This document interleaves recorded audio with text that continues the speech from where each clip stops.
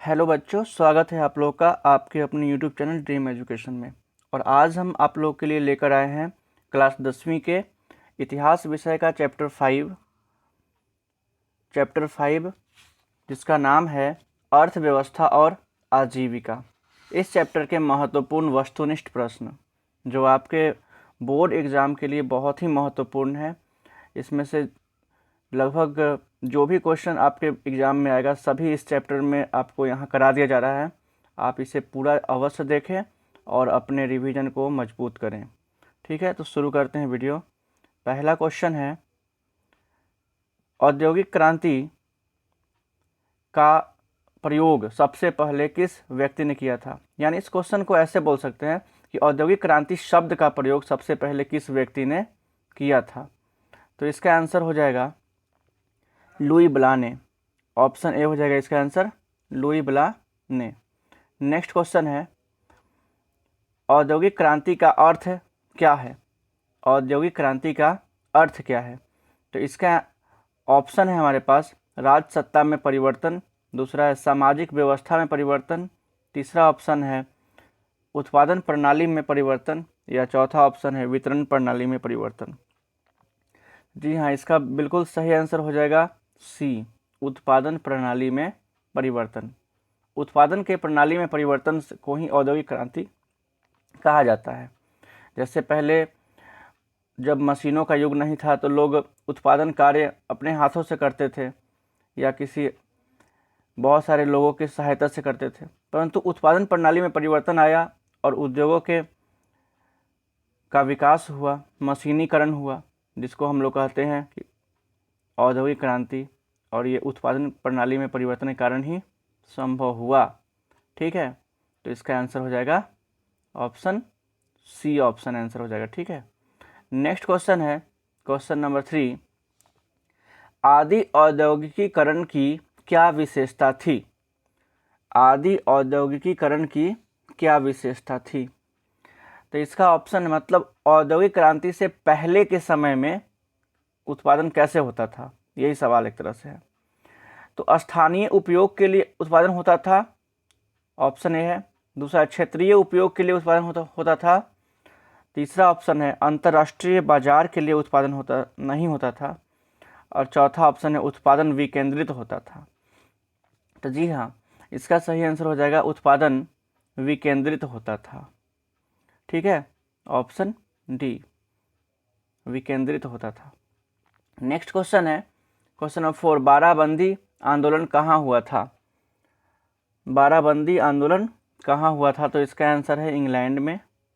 ठीक है, इंग्लैंड में हुआ था। ओके, नेक्स्ट क्वेश्चन है क्वेश्चन नंबर 5, औद्योगिक क्रांति का स्वरूप क्या था। औद्योगिक क्रांति का स्वरूप क्या था। तो बिल्कुल ये उद्योगों में क्रांतिकारी परिवर्तन से संबंधित है। तो इसका आंसर है वर्ग विहीन क्रांति। इसमें किसी वर्ग विशेष से संबंधित एक क्रांति नहीं है, ये उद्योगों में परिवर्तन से संबंधित क्रांति है। ये इसीलिए इसका आंसर हो जाएगा ऑप्शन डी, वर्ग विहीन क्रांति। नेक्स्ट क्वेश्चन है क्वेश्चन नंबर 6, सेफ्टी लैंप का आविष्कार किसने किया था।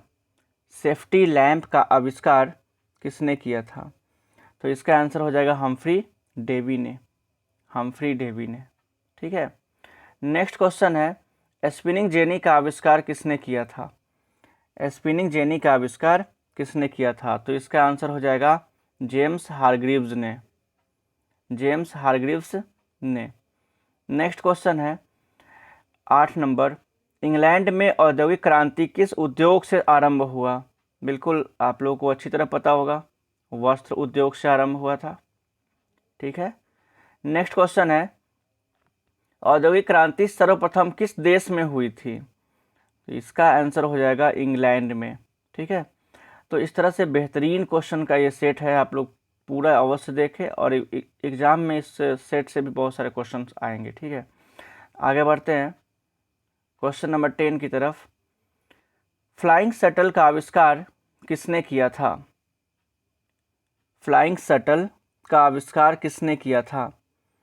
तो बिल्कुल इसका ऑप्शन है आर्कराइट, दूसरा ऑप्शन है जेम्स वाट, तीसरा ऑप्शन है जॉन के और चौथा ऑप्शन है हम्फ्री डेवी। तो बिल्कुल इसका आंसर हो जाएगा जॉन के ने फ्लाइंग शटल का आविष्कार किया था। नेक्स्ट क्वेश्चन है वास्प इंजन का आविष्कार किसने किया था? वास्प इंजन का आविष्कार किसने किया था? तो इसका आंसर हो जाएगा जेम्स वाट ने। ठीक है, वास्प इंजन का आविष्कार किसने किया था? जेम्स वाट ने। नेक्स्ट क्वेश्चन है जेम्स वाट ने किस यंत्र का आविष्कार किया था? बिल्कुल इसी क्वेश्चन को उलट के दे दिया है, तो इसका आंसर है वास्प इंजन का। ठीक है, वास्प इंजन का आविष्कार किया था। अब स्पिनिंग जेनी का आविष्कार कब हुआ था? स्पिनिंग जेनी जिसके आविष्कारक जेम्स हारग्रीव्स हैं, इसका आविष्कार कब हुआ था? तो इसका आंसर हो जाएगा 1964 में। ठीक है, इसका ऑप्शन बी इसका आंसर हो जाएगा 1964 में। नेक्स्ट क्वेश्चन की तरफ आगे बढ़ते हैं। वाष्प चालित रेल इंजन का आविष्कार किसने किया था? वाष्प चालित रेल इंजन का आविष्कार किसने किया था? तो इसका ऑप्शन ए है अब्राहम डर्बी ने, नहीं। दूसरा ऑप्शन है जेम्स वाट ने, तीसरा ऑप्शन है जेम्स स्टीफेंसन ने, चौथा ऑप्शन है रॉबर्ट फुल्टन ने। तो इसका सही आंसर हो जाएगा जॉर्ज स्टीफेंसन ने। ठीक है, वाष्प चालित रेल इंजन का आविष्कार किया था। नेक्स्ट क्वेश्चन है question number 15। Tata iron and steel company की स्थापना कब की गई थी? इसका आंसर हो जाएगा 1907 में। अगले क्वेश्चन की तरफ बढ़ते हैं। क्वेश्चन नंबर 16 है 1917 ईस्वी में भारत में पहली जूट मिल किस शहर में स्थापित की गई थी? 1917 में पहली जूट मिल किस शहर में स्थापित की गई थी? तो इसका आंसर हो जाएगा कलकत्ता में। ठीक है, कोलकाता जिसको अभी हम लोग कहते हैं वही, कलकत्ता में इसका आंसर हो जाएगा। नेक्स्ट क्वेश्चन है भारत में Tata hydro electric power station की स्थापना कब की गई थी? Tata hydro electric power station की स्थापना कब की गई थी? तो 1910 में, ऑप्शन ए। नेक्स्ट क्वेश्चन है 18। भारत में पहली कपड़ा मिल 1854 में किसने खोली थी? ठीक है, तो इसका आंसर हो जाएगा ऑप्शन ए कावस जी नानाजी दाभार। इन्होंने मुंबई में पहली बार कपड़ा मिल की स्थापना की थी, जिसको उस समय बम्बई कहा जाता था। ठीक है, बम्बई देखो लिखा है ना, बम्बई 1854 में, बम्बई 1854 में जो है वो पहली बार भारत में कपड़ा मिल स्थापित किया गया था कावस जी नानाजी दाभार द्वारा। ठीक है, चलिए नेक्स्ट क्वेश्चन की तरफ बढ़ते हैं। भारत में कोयला उद्योग का आरंभ कब हुआ? भारत में कोयला उद्योग का आरंभ कब हुआ था? तो इसका सही आंसर है 1914 में। देखो हम टोटल ऑप्शन नहीं पढ़ रहे हैं इसलिए, क्योंकि इतना आराम से हम क्वेश्चन को बता रहे हैं, क्योंकि ऑप्शन आप लोग भी इसको पढ़ सकते हो, और हम आंसर पर फोकस इसलिए कर रहे हैं क्योंकि आपको क्वेश्चन और आंसर सीधे याद हो जाए और समय भी कम लगे। ठीक है, नेक्स्ट क्वेश्चन की तरफ बढ़ते हैं। राउरकेला लोहा इस्पात उद्योग है, मतलब ये कहाँ पे स्थित है? क्वेश्चन पूछने का ये अर्थ है कि राउरकेला लोहा इस्पात जो है केंद्र, वो कहाँ पे स्थित है? तो इसका सही आंसर हो जाएगा ओडिशा में। ठीक है, नेक्स्ट क्वेश्चन की तरफ बढ़ते हैं। मुंबई में प्रथम सूती कपड़ा मिल किस वर्ष स्थापित की गई? देखिए पीछे जो क्वेश्चन पढ़े हैं उसी का रिपीट करके दूसरे टाइप से पूछा हुआ सवाल है, उलट दिया सवाल को। तो इसका आंसर हो जाएगा 1854 में पहली बार मुंबई में सूती कपड़ा मिल स्थापित किया गया था। नेक्स्ट क्वेश्चन है दुर्गापुर स्टील प्लांट किस राज्य में स्थित है? तो बिल्कुल ये काफ़ी फेमस है दुर्गापुर, यहाँ कोयला उत्पादन भी होता है और यहाँ स्टील प्लांट भी है। तो ये इसका आंसर हो जाएगा पश्चिम बंगाल में। ठीक है, पश्चिम बंगाल में दुर्गापुर स्टील प्लांट स्थित है। नेक्स्ट क्वेश्चन की तरफ बढ़ेंगे। क्वेश्चन नंबर 23, बोकारो इस्पात संयंत्र किस देश के सहयोग से खोला गया था? बोकारो स्टील प्लांट जो है किस देश के सहयोग से खोला गया था? और आपको बता दें कि ये जो है झारखंड में है और ये किस देश की सहायता से खोला गया था? तो इसका सही आंसर हो जाएगा आपका, ये हो जाएगा रूस। बिल्कुल, बोकारो स्टील प्लांट जो है यानी संयंत्र जो है वो रूस देश की सहायता से खोला गया था। आगे बढ़ते हैं। भारत में पहली सूती मिल कहाँ स्थापित की गई थी? पहली सूती मिल कहाँ स्थापित की गई थी? मुंबई में। ठीक है, नेक्स्ट क्वेश्चन है, बुजुर्गा वर्ग कहते हैं यानी किसे कहा जाता है बुजुर्गा वर्ग? तो इसका सही आंसर हो जाएगा मध्यम वर्ग को। मध्यम वर्ग को बुजुर्गा वर्ग कहा जाता है। ठीक है, नेक्स्ट क्वेश्चन है 26, ब्रिटेन का एक विशाल उपनिवेश के रूप में कौन सा देश उभरा था? ब्रिटेन का एक विशाल उपनिवेश के रूप में कौन सा देश उभरा था? तो बिल्कुल इसका आंसर हो जाएगा भारत, क्योंकि भारत बहुत ही विशाल देश था। उस समय इंक्लूडेड पाकिस्तान, अफगानिस्तान और बांग्लादेश जैसे देशों को के सभी समूह को मतलब भारतवर्ष ही कहा जाता था। इसलिए यह बहुत ही बड़ा और विशाल उपनिवेश था ब्रिटेन का भारत। ठीक है, नेक्स्ट क्वेश्चन है, गुमास्ता कौन होते थे? गुमास्ता कौन थे? बिल्कुल, तो इसका आंसर हो जाएगा अंग्रेज व्यापारियों के एजेंट जो होते थे, जो किसानों से उत्पादन करवाते थे और उसके बदले उन्हें पैसे देते थे उत्पादन के लिए। तो ऐसे लोग जो एजेंट के रूप में, अंग्रेजों के एजेंट के रूप में काम करते थे, वे गुमास्ता कहलाते थे। ठीक है, नेक्स्ट क्वेश्चन है क्वेश्चन नंबर 28, किस चार्टर एक्ट के द्वारा व्यापार में ईस्ट इंडिया कंपनी का एकाधिपत्य समाप्त कर दिया गया? किस एक्ट के द्वारा, माने कब ये एक्ट पारित हुआ जिसके द्वारा ईस्ट इंडिया कंपनी का जो एकाधिकार है वो समाप्त कर दिया गया, आधिपत्य समाप्त कर दिया गया ईस्ट इंडिया कंपनी का? ठीक है, तो अब समझ में आ गया है क्वेश्चन। आगे बढ़ते हैं। क्वेश्चन का इसका आंसर जो हो जाएगा वो हो जाएगा आपका 1813। 1813 का जो एक्ट था जिसके द्वारा ईस्ट इंडिया कंपनी का एकाधिपत्य भारत पर समाप्त कर दिया गया था। ठीक है, आगे बढ़ते हैं। भारत में कारखानों की स्थापना कब से शुरू कर दी गई? मतलब भारत में कारखानों की स्थापना कब से शुरू हुई थी? तो पहली बार जो है कारखानों की स्थापना भारत में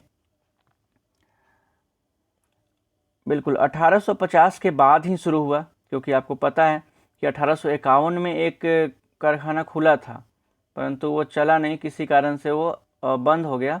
तो पुनः 1854 में अंग्रेजों द्वारा भारत में पहली सूती मिल की स्थापना की गई। ठीक है, तो ये है। नेक्स्ट क्वेश्चन है, चार्टिस्ट आंदोलन जो इंग्लैंड में हुआ था, तो सवाल ये है कि कब हुआ था? ठीक है, क्वेश्चन नंबर 30 है आपका, और चार्टिस्ट आंदोलन कब हुआ था? तो इसका आंसर हो जाएगा 1838 में हुआ था। ठीक है, चार्टिस्ट आंदोलन 1838 में। इंग्लैंड में सभी स्त्री और पुरुषों को वयस्क मताधिकार कब प्राप्त हुआ? सभी स्त्री और पुरुषों को वयस्क मताधिकार कब प्राप्त हुआ?